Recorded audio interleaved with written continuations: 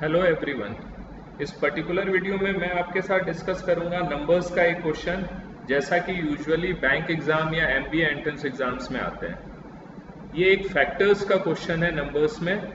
इसमें आपको क्या फाइंड आउट करना है, how many factors of 2 raise to the power 5 into 3 raise to the power 6 into 5 square are perfect square.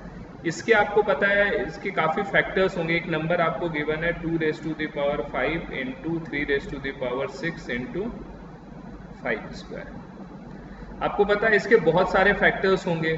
से एक फैक्टर हो गया 1, एक फैक्टर हो गया 2, एक फैक्टर हो गया 2 स्क्वायर। कोई फैक्टर आप ऐसे भी लिख सकते हो इसमें 2 square into 3 square into 5 and so on. इसमें बहुत सारे फैक्टर्स होंगे इसके। आपको ये क्वेश्चन में पूछ रहा है आउट ऑफ दीज फैक्टर्स कितने ऐसे फैक्टर्स हैं जो परफेक्ट स्क्वायर हैं। परफेक्ट स्क्वायर का आपको मतलब पता है, जैसे 16 इज अ परफेक्ट स्क्वायर। 16 का अगर स्क्वायर रूट लोगे तो 4 आ जाएगा। अब 36 इज अ परफेक्ट स्क्वायर। तो आपको आउट ऑफ दीज फैक्टर्स कितने परफेक्ट स्क्वायर है वो आपको फाइंड आउट करना है। से इसका आपको एक फैक्टर पता है 3 स्क्वायर एक परफेक्ट स्क्वायर होगा। इसका एक फैक्टर आपको ये पता है 5 स्क्वायर है, वो एक परफेक्ट स्क्वायर होगा। 2 स्क्वायर 3 स्क्वायर एक परफेक्ट स्क्वायर होगा। ऐसे बहुत सारे इसके नंबर ऑफ फैक्टर्स होंगे जो परफेक्ट स्क्वायर होंगे। आपको बताना है टोटल कितने परफेक्ट स्क्वायर होंगे। ये देखो एक बहुत ही बेसिक क्वेश्चन है। इसमें आपको एक बेसिक सिर्फ कॉन्सेप्ट पता होना चाहिए। अगर मैं बोलूँ टोटल नंबर ऑफ फैक्टर्स कैसे निकालते हैं, ये आपको पता है। टोटल नंबर ऑफ फैक्टर्स निकालने का तरीका, टोटल नंबर ऑफ फैक्टर्स निकालने के लिए हम सबसे पहले ये देखते हैं, ये ध्यान रखना है ये जो बेस होने चाहिए ना सभी प्राइम नंबर्स होने चाहिए। तो आपको ये पता है 2, 3, 5 ये सारे प्राइम नंबर्स हैं, तो आप कोई दिक्कत नहीं है इसमें। फिर आप फॉर्मूला अप्लाई कर सकते हो। अब देखो 2 रेज टू द पावर 5 है, तो इसका मतलब क्या हुआ, किसी भी अगर मैं फैक्टर, अभी मैं टोटल नंबर ऑफ फैक्टर्स की बात कर रहा हूँ, परफेक्ट स्क्वायर की बात नहीं कर रहा हूँ अभी मैं, ठीक है। तो 2 रेज टू द पावर 5 है, तो किसी भी फैक्टर में 2 कितना हो सकता है, 2 1 हो सकता है, 2 हो सकता है, 3 हो सकता है, 4 हो सकता है, 5 हो सकता है, या ऐसा भी हो सकता है 2 एक भी ना हो।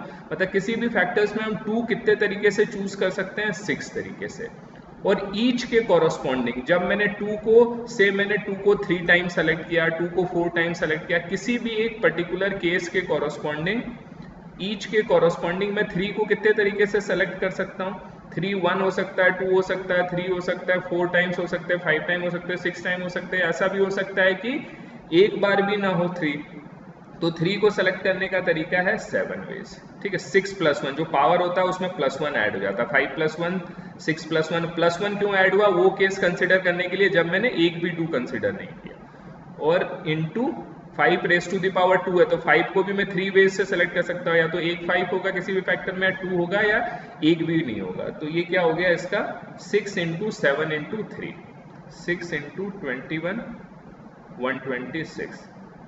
तो टोटल नंबर ऑफ फैक्टर्स तो आपको पता है 126 होंगे इसके।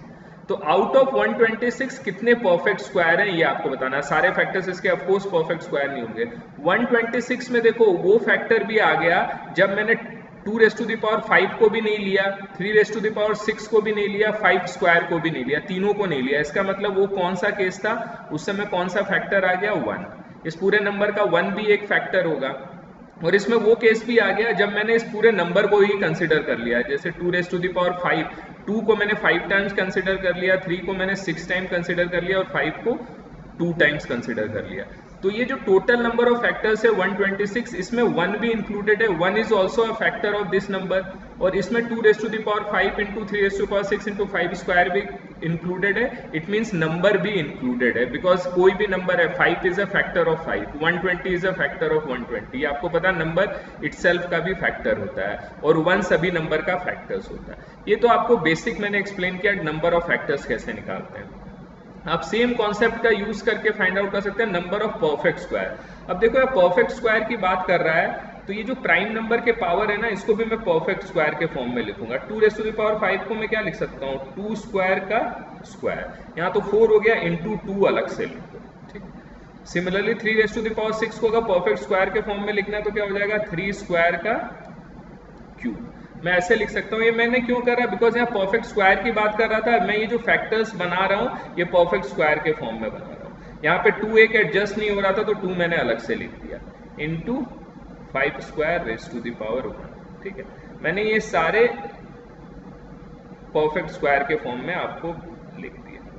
5 स्क्वायर भी हो गया, 3 स्क्वायर भी हो गया, 2 स्क्वायर भी हो गया, ठीक। अब देखो कोई भी मैं एक परफेक्ट स्क्वायर की बात करूं तो किसी भी परफेक्ट स्क्वायर में ये जो 2 स्क्वायर हो उसको मैं कितने तरीके से यूज कर सकता हूँ, इसके पावर क्या है 2 है, मैं यही वाला सेम कॉन्सेप्ट अप्लाई करूंगा। कितने तरीके से चूज कर सकता हूँ, 2 + 1 तरीके से चूज कर सकता हूँ। बिकॉज उस परफेक्ट स्क्वायर में क्या होगा, 2 स्क्वायर होगा या 2 स्क्वायर इंटू 2 स्क्वायर होगा, मतलब 2 स्क्वायर को एक बार ले सकता है, 2 स्क्वायर को 2 बार ले सकता है। ऐसा भी केस हो सकता है जब मैंने 2 स्क्वायर को नहीं लिया है तो 2 + 1 हो जाएगा। ये केस मुझे कंसिडर नहीं करना है क्योंकि इससे परफेक्ट स्क्वायर नहीं बनेगा। उसी तरह 3 स्क्वायर को कितने तरीके से ले सकता हूँ, 2 + 1, या तो 3 स्क्वायर को 3 + 1, इसकी पावर क्या है 3 है तो 3 + 1, तो क्या होगा 3 स्क्वायर किसी भी परफेक्ट स्क्वायर में या तो एक बार होगा या 3 स्क्वायर इंटू 3 स्क्वायर ले सकता हूँ या 3 square into 3 square into 3 square ले सकता हूँ, 3 बार ले सकता हूँ या फिर एक बार भी नहीं लिया तो 3 + 1 हो जाएगा। इंटू 5 स्क्वायर का पावर क्या है 1 है, तो इसका मतलब इसको 2 तरीके से ले सकता हूँ, तो 5 स्क्वायर एक बार लिया या एक बार भी नहीं लिया, तो ये क्या हो जाएगा 3 × 4 × 2, तो हमारा आंसर क्या हो गया 24 हो जाएगा। जब मैंने इसको 2 स्क्वायर को एक बार भी नहीं लिया, 3 स्क्वायर को एक बार भी नहीं लिया, 5 स्क्वायर को एक बार भी नहीं लिया, इसका मतलब मैंने क्या लिया है 1 लिया है। 1 is also a perfect square, इसका मतलब उसको भी मुझे इंक्लूड करना है और इस नंबर ऑफ 24 फैक्टर्स में वो इंक्लूडेड है। तो हमारा आंसर क्या हो जाएगा, total number of perfect square, कितने ऐसे फैक्टर्स होंगे जो परफेक्ट स्क्वायर होंगे इस पर्टिकुलर नंबर्स के, तो आंसर हो जाएगा सेकंड ऑप्शन 24।